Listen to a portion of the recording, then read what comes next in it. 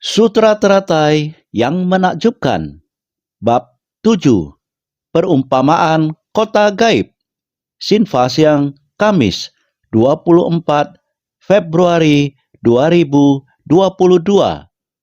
Menaklukkan 4 mara untuk mencapai kebudayaan dengan aman dan damai. Episode 997. Daya kekuatan besar dari Buddha mampu menaklukkan 4 mara. Buddha menundukkan dan menerima para makhluk yang menciptakan benih karma. Kewelasasihan dan kebijaksanaan telah selaras sempurna sehingga disebut Bhagawan Maha Perkasa. Buddha memiliki berlaksa kebajikan sehingga dimuliakan dunia. Di dalam hati setiap orang harus ada rasa hormat terhadap Buddha. Karena Buddha telah memperoleh kekuatan besar, mampu menaklukkan 4 mara. Ini seharusnya kita tahu melalui waktu yang panjang untuk melatih diri. Semua Buddha adalah demikian. Buddha Mahabhisna Zana Bhikkhu juga demikian. Demikian pula Buddha Sakyamuni, Buddha yang jumlahnya tak terhingga dan tak terkira juga sama. Proses untuk mencapai kebuddhaan harus melalui banyak ujian kehidupan. Karena terjun ke tengah orang banyak dan menyadarkan para makhluk, harus melalui penempaan diri yang keras. Ini yang sering kita bicarakan. Melatih diri adalah seperti ini. Tanpa melalui praktik keras dan tempaan, bagaimana bisa menjadi material yang murni? Melatih diri harus begini. Jadi dikatakan, bisa mencapai kebuddhaan sungguh sulit diperoleh dan langkah. Terlebih dahulu harus menaklukkan 4 mara. 4 mara seharusnya setiap orang mengetahuinya. 4 jenis mara: mara kerisauan, mara agregat, mara kematian, mara parinirmita wasawartin. 4 jenis mara ini, kita harus mampu menghadapi ujian ini. Mara kerisauan, ini yang biasanya kita katakan, bagaimana menaklukkan kerisauan dan kegelapan batin. Kita harus memahami permasalahan dan benda di alam manusia, konflik antar sesama, dan lain sebagainya. Harus bagaimana caranya menaklukkan kerisauan ini? Jika permasalahan dan benda di kehidupan tidak mampu direlakan, tentu kerisauan tidak akan mampu dilenyapkan. Konflik antar sesama jika tidak mampu dipahami, maka menjadi kebingungan. Jadi, bagaimana prinsip kebenaran bisa muncul di hadapan kita? Jika prinsip kebenaran tidak jelas, kita selamanya hanya makhluk awam. Karena tidak mampu membedakan salah dan benar dengan baik, sehingga disebut makhluk awam. Batin yang awam tidak mampu lepas dari kerisauan. Selain disebut kacau oleh mara kerisauan ini, masih ada mara 5 agregat. 5 agregat semua orang harusnya tahu. Rupa, perasaan, wedana, persepsi atau samsna, dorongan pikiran atau samskara, dan kesadaran atau visnana. Hanya satu rupa saja, sudah sangat banyak jenisnya. Baik itu suara ataupun berbagai rupa lainnya, dalam kehidupan sehari-hari, kegelapan batin di sekeliling kita. Melihat sesuatu tidak senang, tidak suka. Ada hal yang tidak berkenan di hati saya. Ini hanya rupa dan suara. Sudah membuat kehidupan sehari-hari kita dipenuhi berbagai perasaan suka dan tidak suka. Ini semua datang dari suara dan rupa, apalagi perasaan. Ini adalah apa yang kita rasakan. Perasaan ini membuat batin kita terus menciptakan segalanya. Wujud terukir dalam batin. Di dalam batin lalu disimpan di dalam pikiran kita untuk kemudian direnungkan. Bukankah kemarin kita sudah membahasnya? Kita juga memiliki kesadaran ke-8 dan kesadaran ke-9. Dan sebelumnya ada 6 kesadaran yang selalu bersentuhan dengan kondisi luar. Segala wujud dari kondisi tersebut muncul di dalam batin kita, berada di dalam batin kita. Kemudian kita pun menentukan yang menjadi kemelekatan kita. Semuanya tersimpan di ladang batin kita.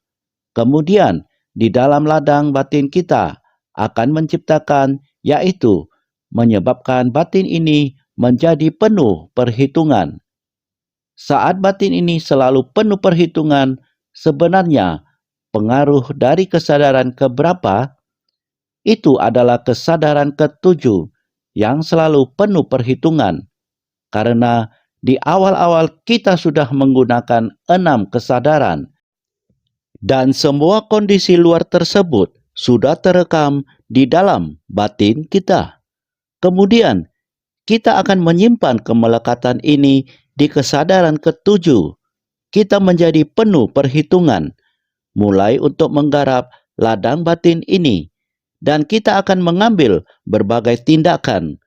Tindakan tersebut berupa ketamakan, melakukan banyak hal yang merugikan diri sendiri maupun orang lain, dan akhirnya membuahkan hasil.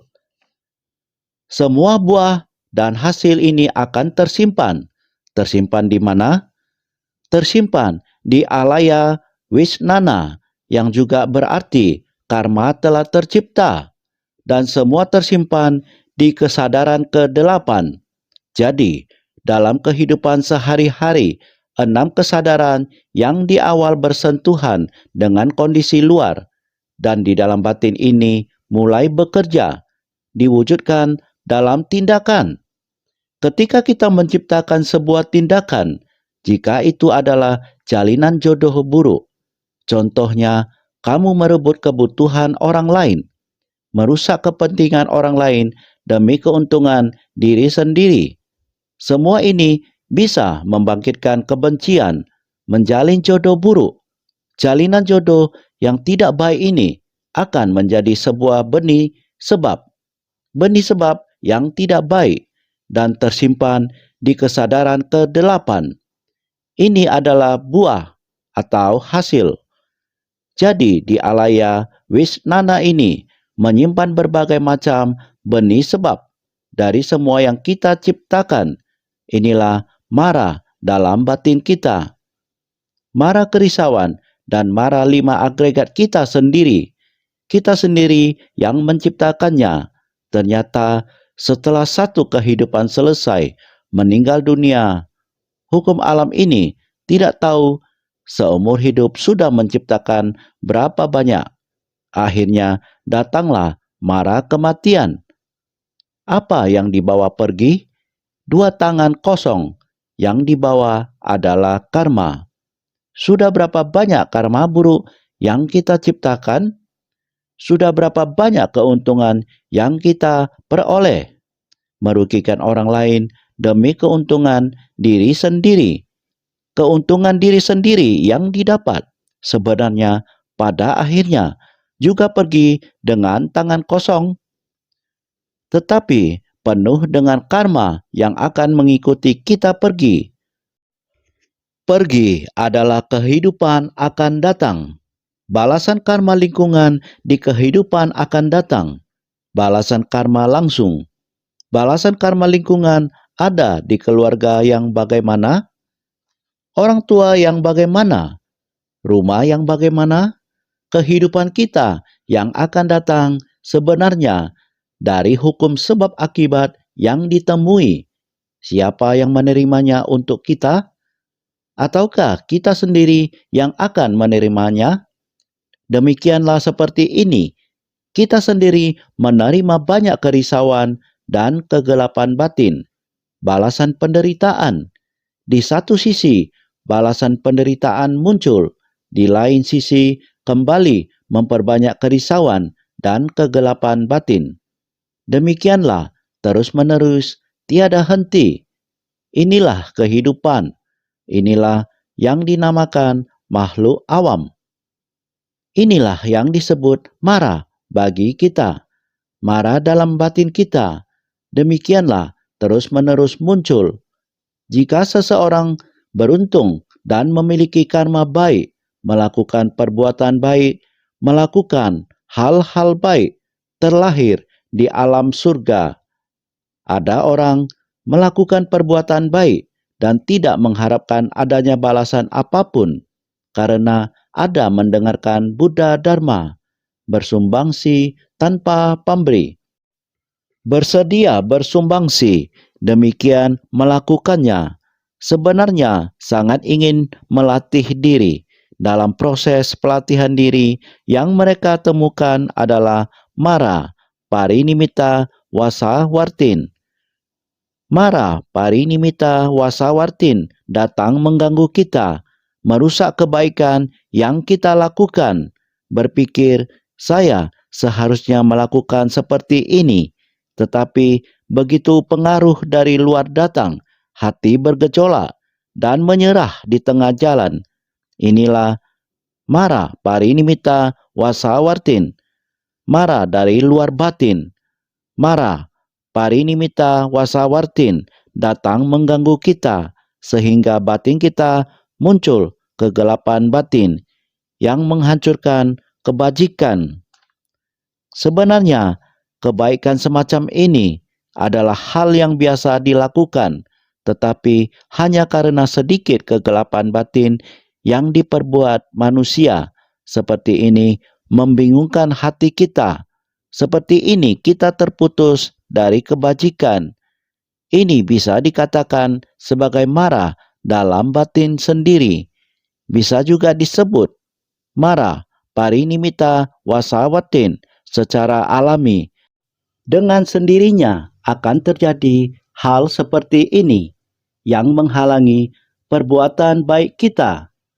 Ini adalah jalinan jodoh. Inilah hal yang akan kita temui di dalam proses pelatihan diri. Sama seperti Buddha Sakyamuni, proses pelatihan dirinya sangat bersusah payah. Ketika tenang bermeditasi, pikiran selalu sangat tentram dan tenang. Merenungkan dengan bersungguh-sungguh. Muncul sebersit pikiran, menyatu dengan para makhluk di dunia. Tujuan mencapai kebudayaan adalah untuk membimbing semua makhluk, melenyapkan semua penderitaan para makhluk. Ketika hati welas asih bangkit, kebijaksanaan muncul. Di saat ini, welas asih dan kebijaksanaan berpadu. Saat ini, mara parinimata wasawartin muncul, mulai mengganggu pikiran yang sangat tenang ini. Muncul banyak fenomena untuk menggoda. Gangguan semacam ini mengganggu pikirannya, maka pada saat itu dia menggunakan kekuatan samadhi untuk menaklukkan. Berbagai macam fenomena muncul di dalam hatinya, tidak peduli fenomena seperti apa, baik itu tentera mara dalam bentuk yang sangat menakutkan. Muncul dalam pikiran dan batinnya. Banyak sekali bentuk yang menakutkan sudah muncul di hadapannya. Beliau segera memperkuat pikiran murni dan pikiran benar sehingga tentera mara pun mundur. Lalu muncul wanita cantik yang lemah lembut. Musik, tarian, dan lain-lain. Kondisi yang begitu indah di hadapannya, ilusi ini telah muncul di depannya. Beliau segera meningkatkan kewaspadaan terhadap kondisi ilusi ini. Dia menggunakan perhatian yang benar dan pemikiran yang benar untuk menaklukkannya. Singkat kata, dalam kondisi tenang dan hening. Di saat belas kasih dan kebijaksanaan menyatu, banyak kondisi yang akan muncul. Maka perlu menggunakan perenungan yang benar, pengetahuan yang benar, pandangan yang benar, pikiran yang benar, dan lain-lain. Untuk menaklukkannya, ditaklukkan satu persatu hingga mereka mundur, sehingga batin menjadi tenang kembali. Itu sebabnya saya sering mengatakan kepada semua, duduk bermeditasi. Terkadang ketika bermeditasi hingga batin menjadi sangat tenang, akan muncul ilusi. Ketika kondisi ilusi ini muncul, jika muncul sukacita dalam batin, kondisi ini akan terukir di dalam batin. Kondisi ilusi ini akan segera muncul. Ilusi pendengaran, seolah-olah ada orang yang berbicara di telinga. Ilusi seolah-olah seseorang yang memanggil dirinya, atau seseorang muncul di hadapan. Ini semua adalah ilusi, seperti kondisi jiwa yang sudah menjadi kacau. Terkadang terlihat normal, terkadang dia akan berkata, ada orang yang berbicara dengan saya, ada orang yang sedang memanggil saya. Kondisi seperti ini sangat berbahaya. Selalu menganggap ilusi sebagai nyata. Ilusi ini mengganggu batinnya. Ini namanya mengikuti ajaran sesat dan kerasukan iblis. Jadi, boleh dikatakan, jika nilai kebenaran belum dimengerti, jangan melekat pada kondisi saat meditasi. Kita harus sangat hati-hati, akan tetapi jika Anda ingin memahami lebih jelas nilai kebenaran, harus memahaminya. Memahami kebenaran sejati. Kebenaran sejati berasal dari mana? Kerisauan senantiasa berputar. Sangat banyak kerisauan dan kegelapan batin berada di hadapan kita. Tidak bisa membedakan antara benar dan salah secara jelas. Ini sudah menjadi tabiat buruk kita. Jadi, sering dikatakan membina diri. Tidak ada yang harus dibina selain mengikis tabiat buruk kita. Jika kita masih melekat pada membina diri, harus bermeditasi di sana, dan lain-lain. Saat membina diri sudah tuntas, akan berkata demikian. Mengangkut kayu bakar dan mengambil air, tiada yang bukan meditasi. Memikul kayu dan menimba air juga adalah meditasi. Walaupun Anda sedang makan, minum teh juga adalah meditasi. Segala tingkah laku juga adalah meditasi. Prinsip kebenaran dari meditasi sebenarnya tidak ada apa-apanya, hanya bisa mengatur kondisi batin kita. Dalam kehidupan kita sehari-hari, memikul kayu dan menimba air, tidak ada yang bukan meditasi. Semuanya adalah meditasi. Kita tidak perlu menyia-nyiakan waktu. Kita pergi melakukannya, sudah benar. Bagaimana menghadapi orang dan benda? Membedakan dengan jelas antara masalah dan prinsip kebenaran. Memahami nilai kebenaran sudah dipahami. Di dalam batin setiap orang ada Buddha. Sifat hakiki ta. Setiap orang memilikinya. Jadi kita seharusnya bersungguh hati untuk menghayatinya. Harus bagaimana untuk menaklukkannya. Kita manusia awam, ada 4 jenis mara dalam kehidupan sehari-hari. 4 jenis mara ini senantiasa mengganggu batin kita. Mara kerisauan, mara 5 agregat, mara kematian, dan mara parinirmita wasawartin. Semua ini selalu mengganggu kita. Jadi kita harus bagaimana untuk menaklukkannya? Jadi, Buddha telah menundukkan dan telah tersadarkan, menundukkan dan menerima para makhluk yang menciptakan benih karma. Setelah sendiri tersadarkan telah menaklukkan mara, 4 jenis mara ini, Sang Maha Sadar telah menaklukkan semuanya, kembali datang, yakni untuk menaklukkan dan menerima.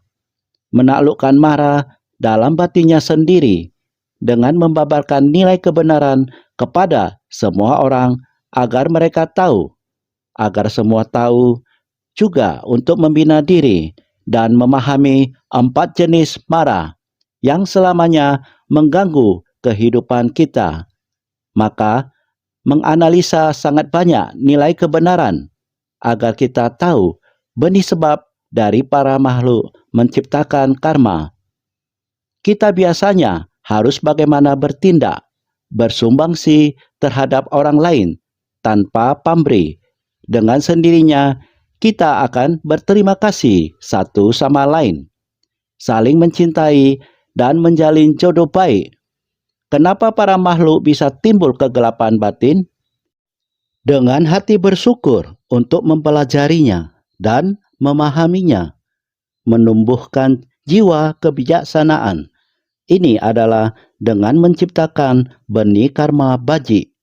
Kita sendiri telah tersadarkan, kemudian mengajari kepada semua makhluk, mengajar dan membimbing semua makhluk agar jelas tentang prinsip kebenaran, melatih benih baji dan mencegah benih jahat. Ini adalah menaklukkan niat jahat semua makhluk. Jangan melakukan kejahatan apapun, amalkan segala kebajikan. Demikianlah mengajari kita kewelas asihan dan kebijaksanaan telah selaras sempurna. Setelah menaklukkan pikirannya sendiri, Buddha mengajari orang lain cara mencegah munculnya 4 mara. Karena Buddha mengajarkan kepada kita seperti ini, maka Buddha disebut sebagai Bhagawan Maha Perkasa dengan kewelas asihan dan kebijaksanaan yang selaras sempurna. Buddha membawa manfaat bagi diri sendiri dan yang lainnya. Buddha menaklukkan 4 mara, kemudian mengajari dan membimbing para makhluk untuk meningkatkan kewaspadaan diri agar mereka juga dapat menaklukkannya. Ini adalah kewelas asihan dan kebijaksanaan yang selaras sempurna untuk mencerahkan diri sendiri dan orang lain. Karena itu, Buddha disebut sebagai Bhagawan Maha Perkasa. Ini membutuhkan kekuatan yang sangat besar dan keberanian yang sangat besar. Barulah bisa melewati proses seperti ini. Buddha memiliki berlaksa kebajikan sehingga dimuliakan dunia. Buddha disebut sebagai Bhagawan. Jadi ini adalah kebajikan Buddha yang jumlahnya berlaksa. Kebijakan Buddha berlaksa jumlahnya. Kita juga bisa belajar dari jalan yang ditapaki Buddha. Kita juga demikian. Kita bisa mencerahkan diri sendiri dan orang lain. Sang Buddha datang ke dunia untuk mengajari kita tentang bagaimana menjalani nilai kebenaran. Sang Buddha melewati jalan ini dan kita mengikuti langkahnya menapaki jalan yang sama. Setelah melewati waktu yang panjang, dengan sendirinya kita akan memiliki berlaksa kebajikan di dunia ini. Segala yang kita latih adalah kewelas asihan dan kebijaksanaan yang selaras sempurna. Kita memiliki hati welas asih dan bertindak dengan kebijaksanaan. Untuk menyempurnakannya, para makhluk ini dinamakan berlaksa kebajikan yang dimiliki Buddha. Artinya, mereka yang tercerahkan harus memiliki berlaksa kebajikan. Mereka dihormati oleh semua yang ada di dunia. Kita harus jelas akan hal ini. Naskah sutra sebelumnya menyebutkan, tubuh, tangan, dan kaki, diam dan damai tak bergerak. batin senantiasa berada dalam kondisi tenang dan diam, tidak pernah kacau, mencapai keheningan dan kemusnahan yang paling akhir dan selamanya. Berdiam dengan tenang dalam dharma tanpa kebocoran. Sekarang, melihat bagawan secara aman dan damai mencapai kebuddhaan. Sutra Teratai Bab 7, Bab Perumpamaan Kota Gaib. Proses seperti ini pada tubuh dan pikiran harus ditempa melalui waktu yang sangat panjang, hingga batin sudah sangat tenang dan diam. Kembali pada kondisi yang tenang dan hening. Batin tidak berpencar dan tidak kacau. Ini adalah berdiam dengan tenang dalam dharma tanpa kebocoran. Dharma baji berkumpul bersama, tiada kesalahan, disebut tiada kebocoran. Demikianlah harus melatih diri melewati waktu yang sangat panjang. Sekarang ini adalah sekarang melihat bagawan secara aman dan damai mencapai kebuddhaan.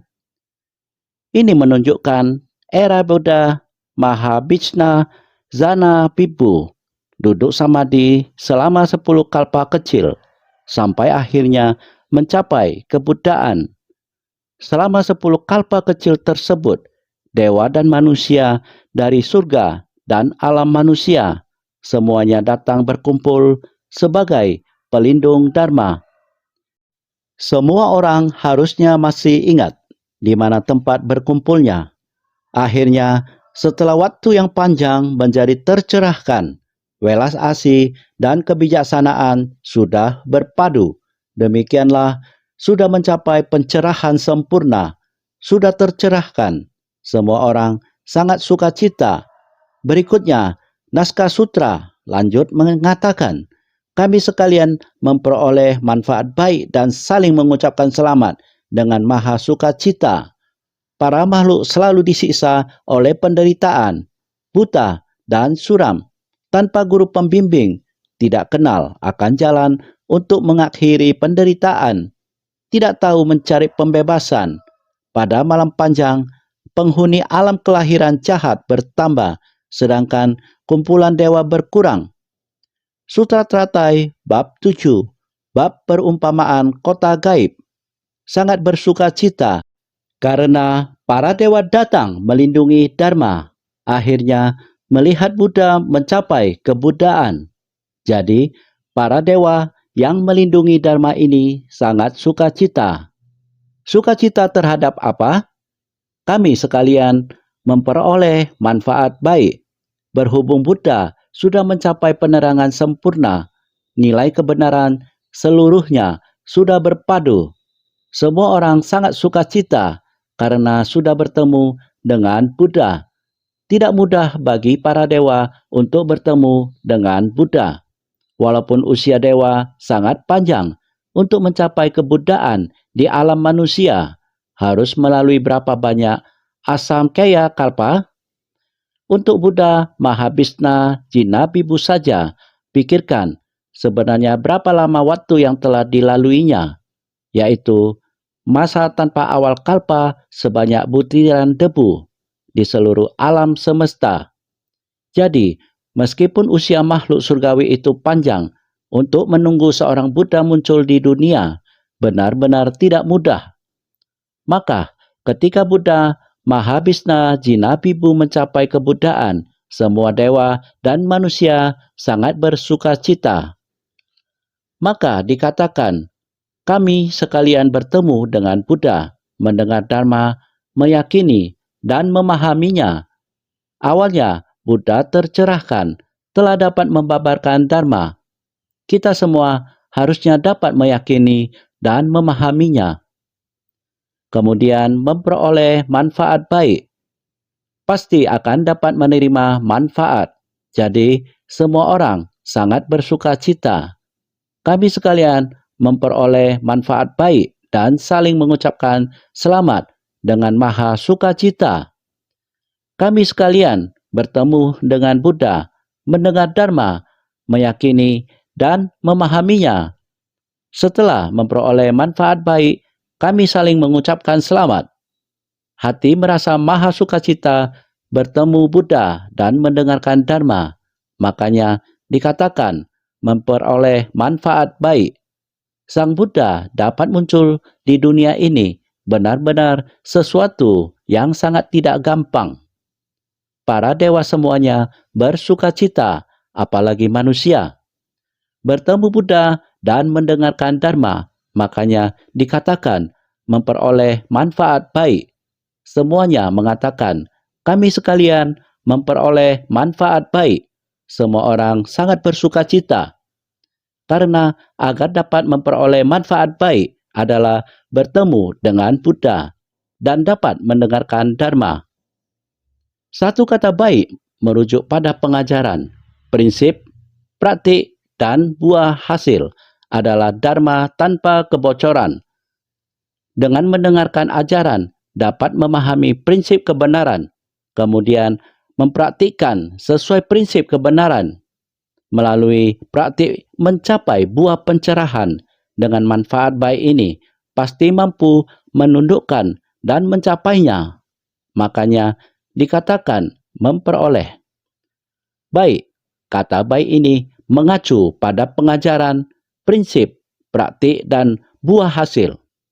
Juga dapat dikatakan pengajaran, prinsip, praktik, dan realisasi. Inilah yang diajarkan Sang Buddha. Isi ajarannya mencakup prinsip kebenaran sejati di alam semesta tentang segala sesuatu di antara langit dan bumi. Dengan Dharma tidak terkondisi atau asam kata Dharma menggunakan wujud luar terkondisi untuk mengajari kita agar semua orang tahu akan berbuat dalam tindakan nyata. Dengan mengetahui metode pelatihan diri, dengan sendirinya dapat mengamalkan sesuai yang diajarkan. Dengan begitu, maka telah mengalaminya. Kita sering mengatakan, Anda sungguh beruntung. Saya sangat risau. Saya banyak kekurangan jika dibandingkan orang lain. Ayo, Anda, kita melakukannya bersama-sama. Mari kita berkunjung ke Kan'enhu atau penerima bantuan ceci. Rupanya ada orang yang lebih menderita dari saya.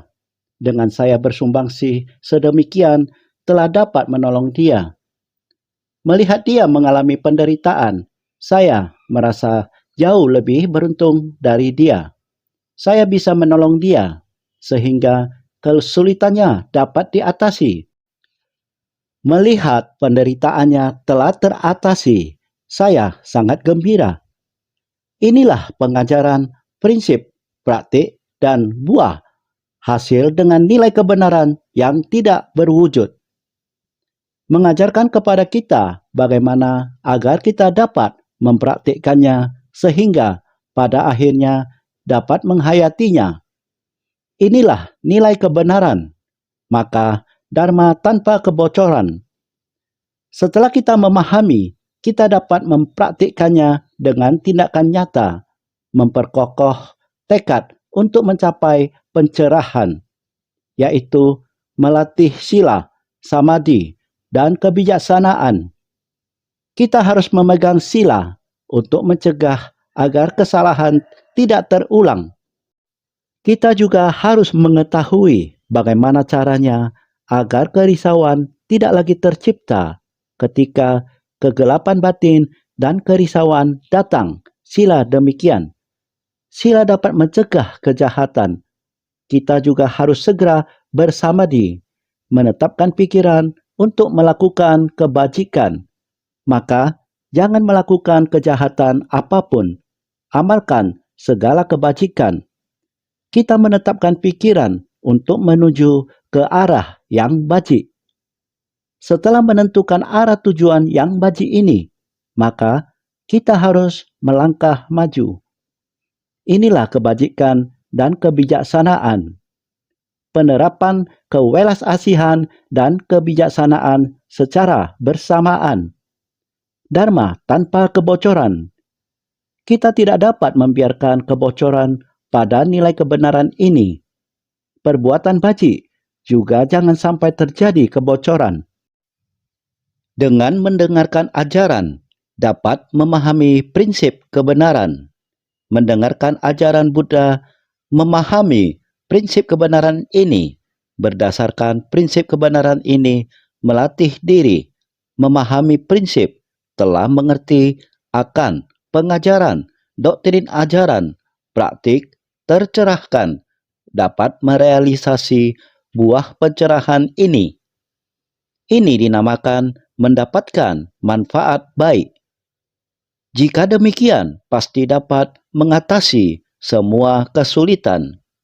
Walaupun membina diri sangatlah susah, namun asalkan kita mengamalkan sesuai dengan ajaran, pasti bisa mengatasi kesulitan dan mencapai segala buah keberhasilan.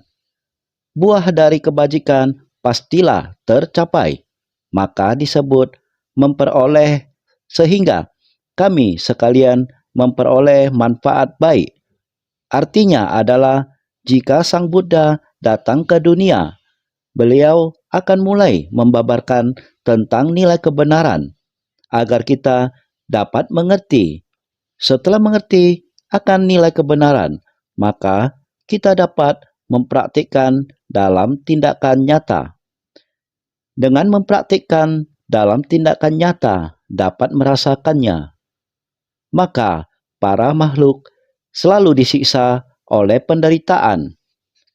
Para makhluk berada dalam kebingungan, senantiasa menyimpan penderitaan, terbenam dalam tumimbal lahir di 6 alam kehidupan, dan selalu saja tersiksa oleh 3 rintangan. Makanya selalu disiksa oleh penderitaan. Para makhluk setiap saat dalam kebingungan, kerisauan, dan kegelapan batin. Inilah yang dinamakan para makhluk. Maka yang terkandung adalah penderitaan, kerisauan. Karma masa lampau telah memikat ke hadapan mata. Benih sebab dan kondisi pendukung buruk yang sedemikian pada kehidupan ini. Ditambah lagi tidak mengerti prinsip kebenaran, sehingga tiada henti menciptakan penderitaan di dalam kehidupan. Seperti terjerumus ke dalam 6 alam kelahiran, demikian tenggelam ke bawah. Juga tidak merasakan dan tidak mengetahuinya. Tidak mengerti akan nilai kebenaran, hanya datang dan pergi seperti ini. Selalu dalam 6 alam kehidupan. Ini adalah karma yang mengarahkan kita. Selamanya tersiksa dalam 3 rintangan. Apa yang dimaksud dengan 3 rintangan? Rintangan kerisauan dan lain sebagainya. Rintangan sebab akibat, rintangan karma, keserakahan, kebencian, kebodohan. Segala kegelapan batin ini terus-menerus merintangi kita, terus-menerus diperbanyak. Demikian tersiksa, terlahir ke dunia, menerima buah karma seperti ini, masih dapat mengekspresikan diri sendiri. Jika terlahir di alam hewan, penderitaan yang sulit dikatakan. Jika terlahir di alam neraka, benar-benar penderitaan tak henti-hentinya. Bahkan untuk menangis ataupun bernafas saja sakit, tidak terhindarkan. Benar-benar penderitaan yang tak terkira. Disebut selalu disiksa oleh penderitaan. Buta dan suram, tanpa guru pembimbing. Bagai lahir sebagai orang buta, gelap, dan tidak dapat melihat. Tidak bertemu dengan mitra bajik yang memberikan petunjuk, makanya tanpa guru pembimbing. Karena sudah buta, seperti mata tidak dapat melihat. Kegelapan seperti ini, kegelapan total, tidak dapat melihat apapun, semuanya gelap. Jalan di depan tidak jelas. Bagaimana kita berjalan? Sering terkejut, sangat menakutkan. merasa mendapatkan atau kehilangan banyak hal yang masih sangat buram. Seharusnya apa yang harus saya perbuat agar sesuai dengan prinsip yang benar? Apa yang harus saya perbuat agar benar-benar bermanfaat bagi diri sendiri?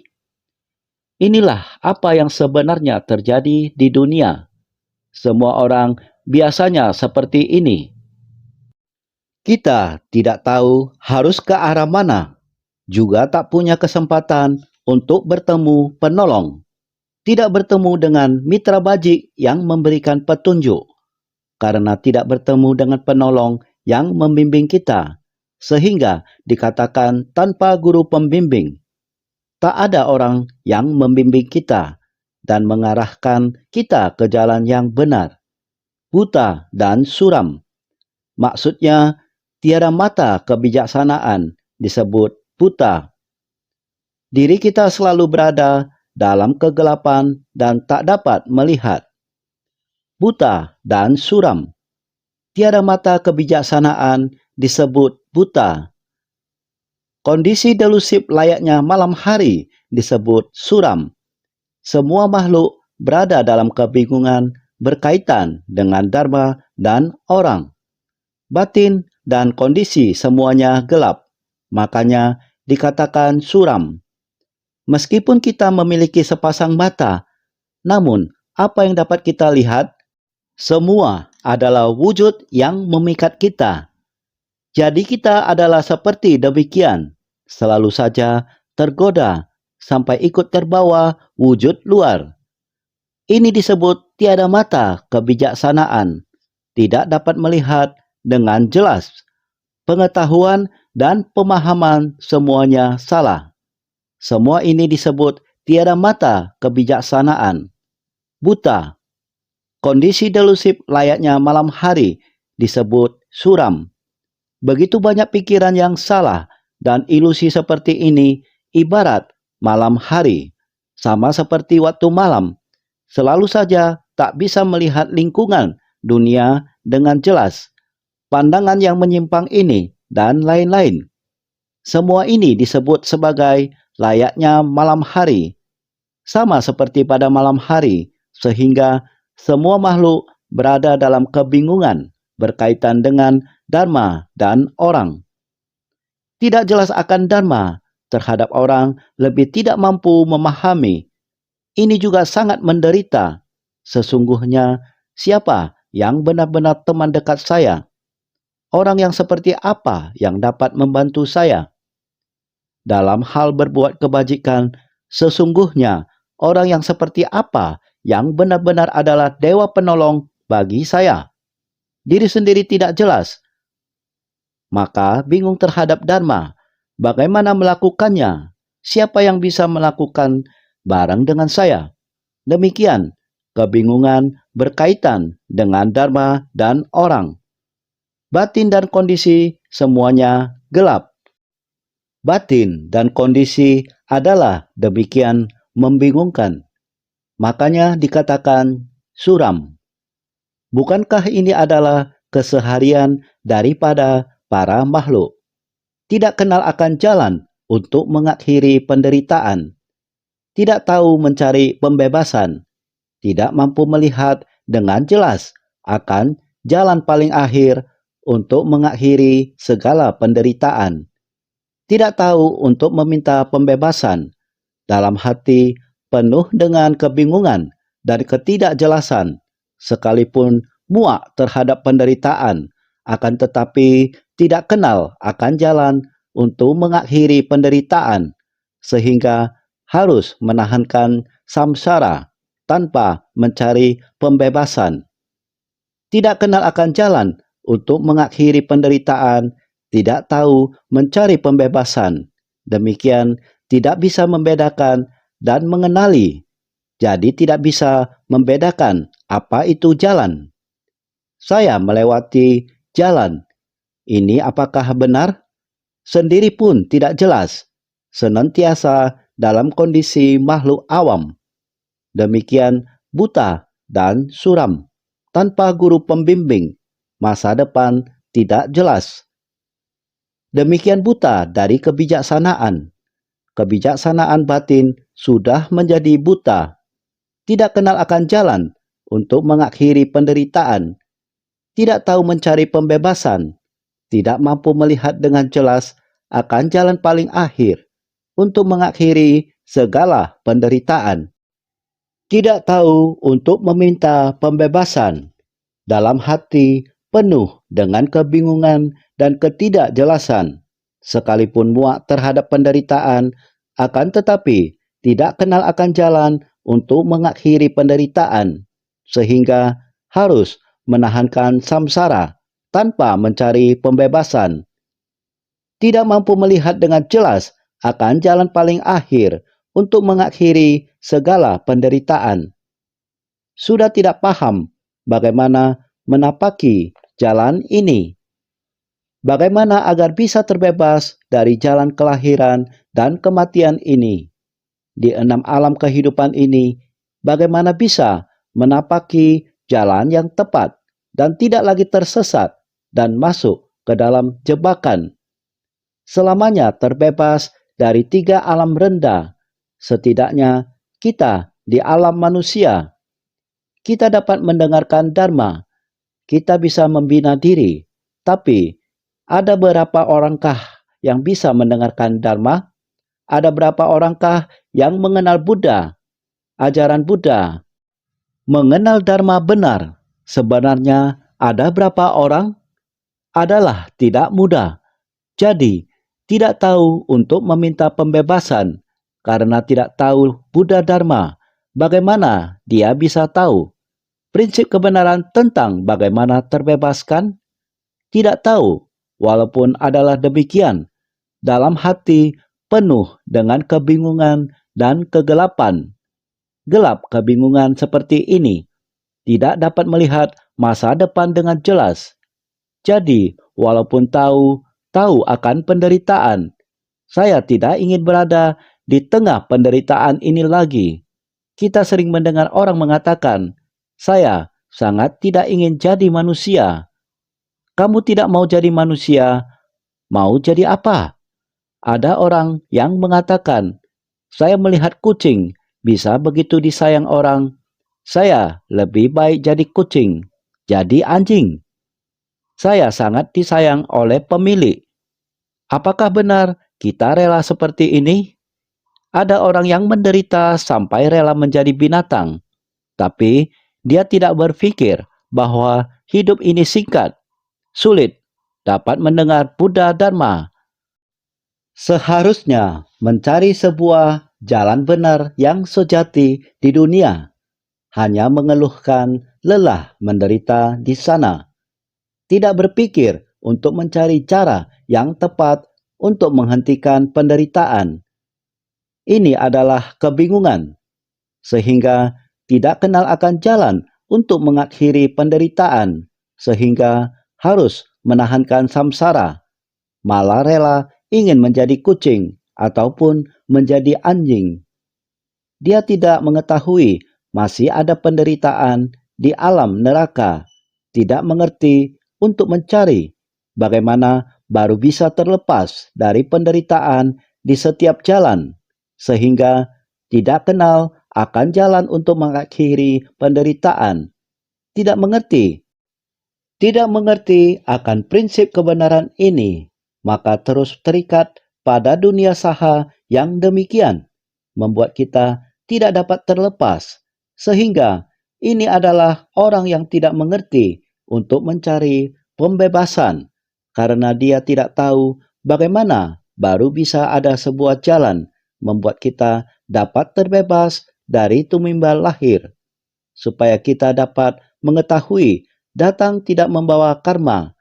Kita berikrar dapat datang kembali ke dunia, mempraktikkan ajaran Buddha, masuk ke tengah orang banyak untuk membimbing para makhluk.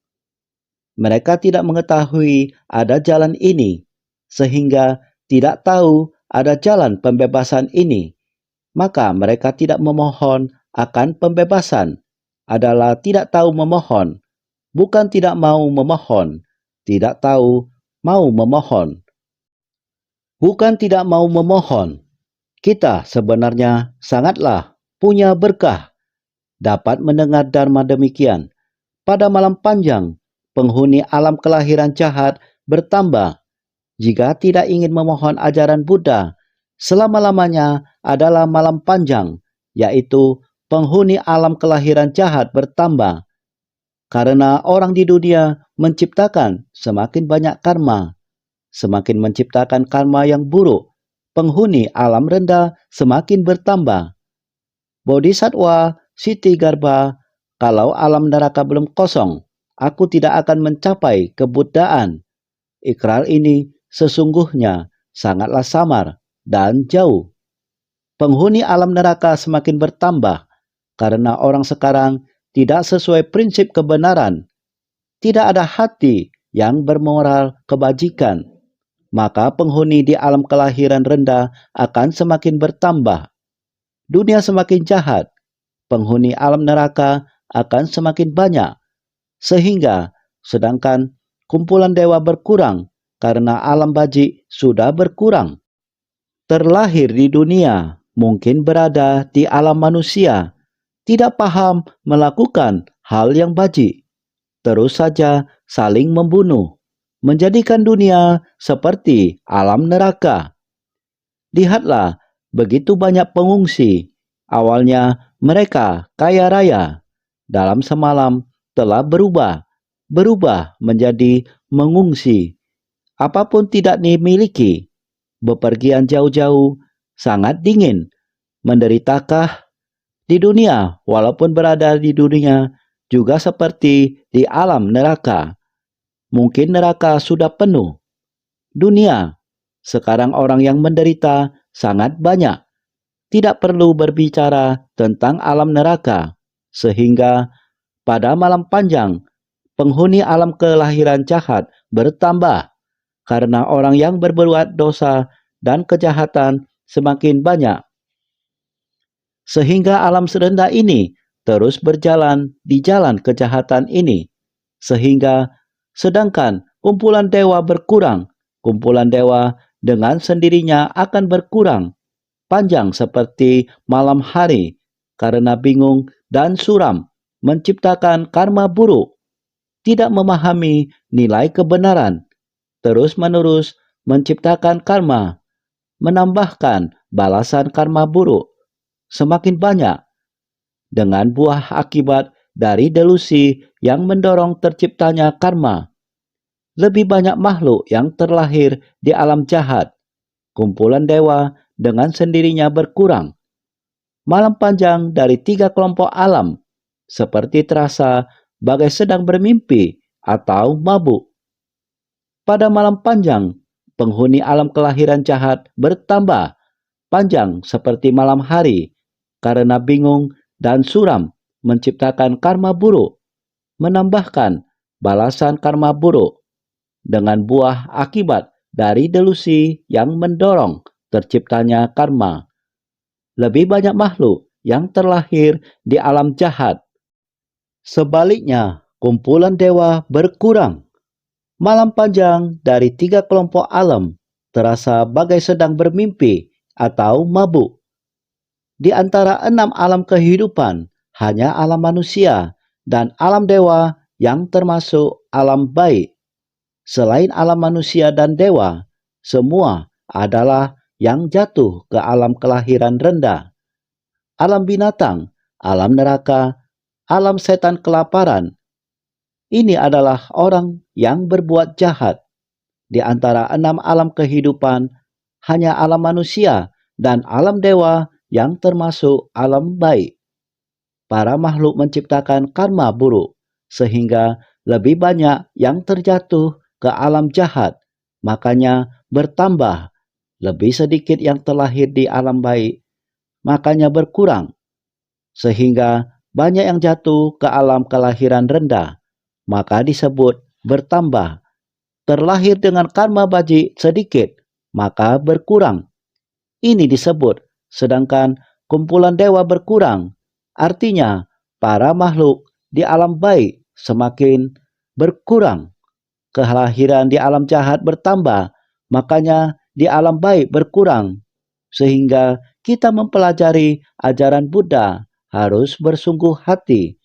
Jangan mendengarkan setengah hati, menjalani setengah hati. Sebenarnya jalan baji di dunia berkurang. Orang baik semakin berkurang, orang jahat semakin bertambah. Dunia seperti demikian, apakah mudah dijalani? Maka kita harus bersungguh hati. Bersungguh hati bagaimana kita menaklukkan mara. Mara batin kita. Mara batin kita harus kita sendiri yang menaklukkan. Baru bisa untuk membimbing orang lain dengan prinsip harus senantiasa bersungguh hati.